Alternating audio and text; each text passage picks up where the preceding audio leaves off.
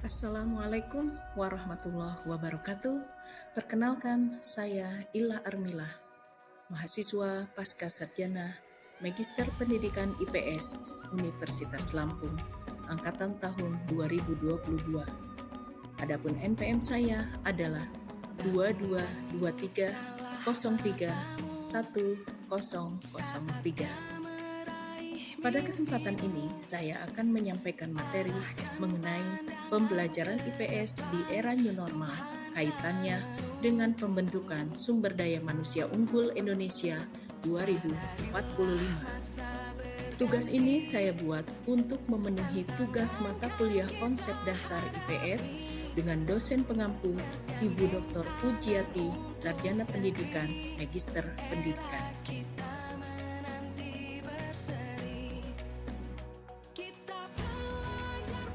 Yang pertama saya ingin menyampaikan pengertian ilmu pengetahuan sosial atau biasa kita sebut social studies. Ilmu pengetahuan sosial adalah perpaduan dari berbagai disiplin ilmu sosial, sejarah, geografi, ekonomi, sosiologi, antropologi, politik, dan psikologi sosial yang dipelajari mulai dari jenjang pendidikan dasar sampai dengan jenjang pendidikan tinggi. Menurut Berhard G. Killer dalam Umar Hamalik 1992 halaman 6, ilmu pengetahuan sosial adalah studi yang memberikan pemahaman, pengertian-pengertian tentang cara-cara manusia hidup, tentang kebutuhan-kebutuhan dasar manusia, tentang kegiatan-kegiatan dalam usaha memenuhi kebutuhan itu, dan tentang lembaga-lembaga yang dikembangkan sehubungan dengan hal-hal tersebut.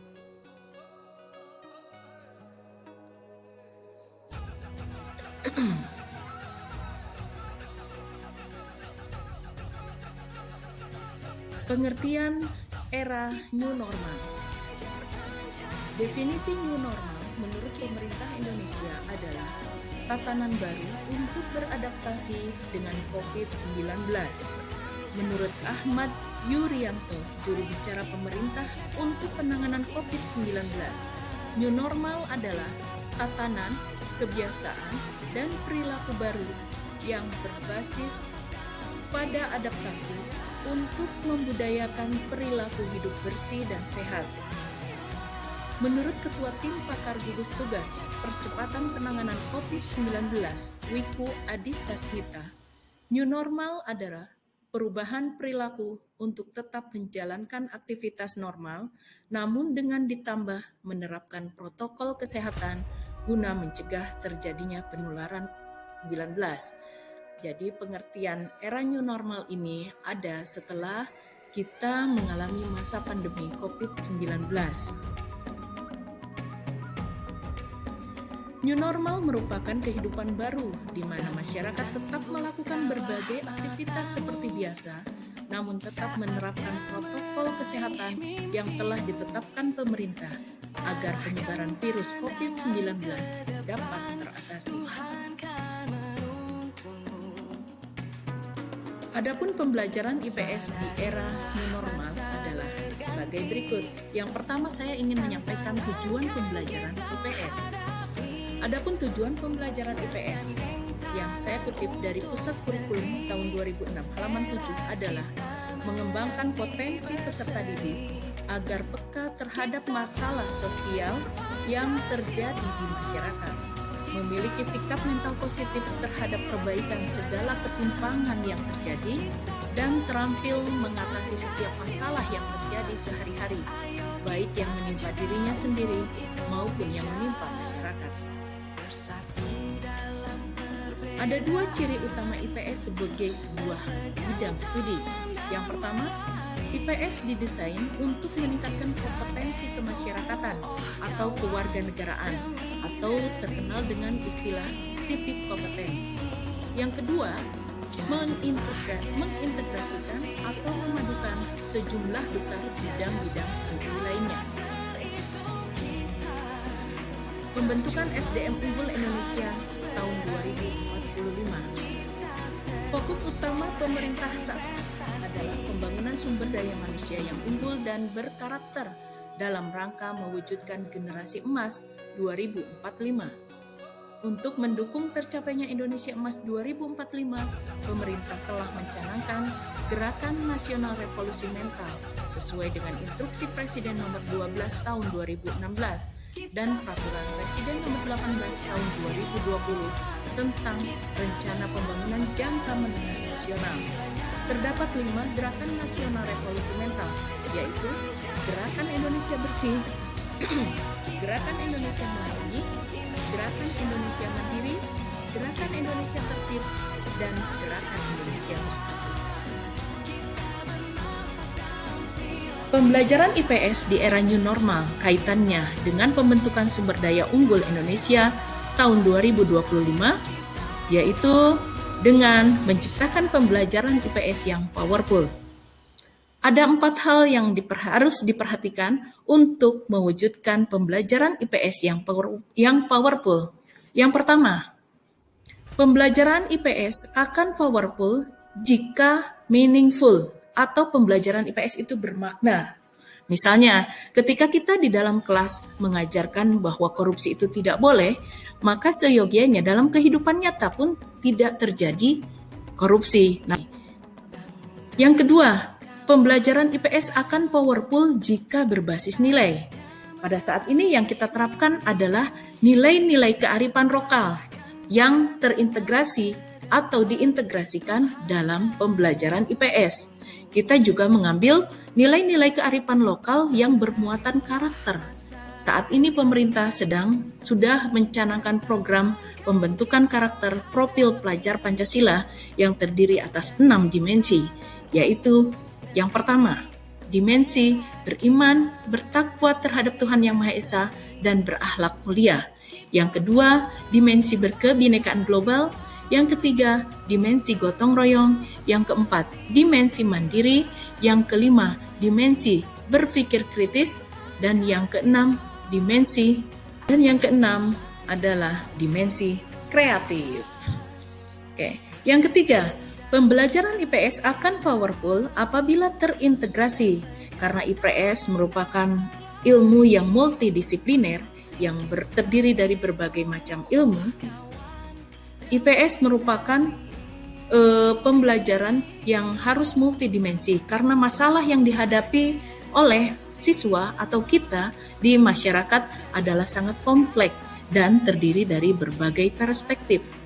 Makanya saat ini juga mulai dimasukkan pendidikan kecakapan hidup dan diharapkan bisa diintegrasikan dalam pembelajaran IPS. Jadi harapannya pendidikan kecakapan hidup ini bisa terintegrasi dalam pembelajaran IPS. Yang keempat, pembelajaran IPS akan powerful jika menantang. Ini sesuai dengan kurikulum Merdeka Belajar saat ini, di mana pembelajaran berbasis proyek.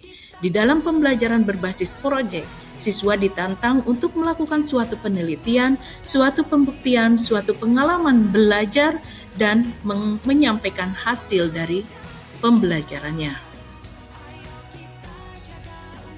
Pendidikan kecakapan hidup yang terintegrasi dengan pembelajaran IPS diharapkan peserta didik bisa bertahan menghadapi tantangan hidup di era new normal.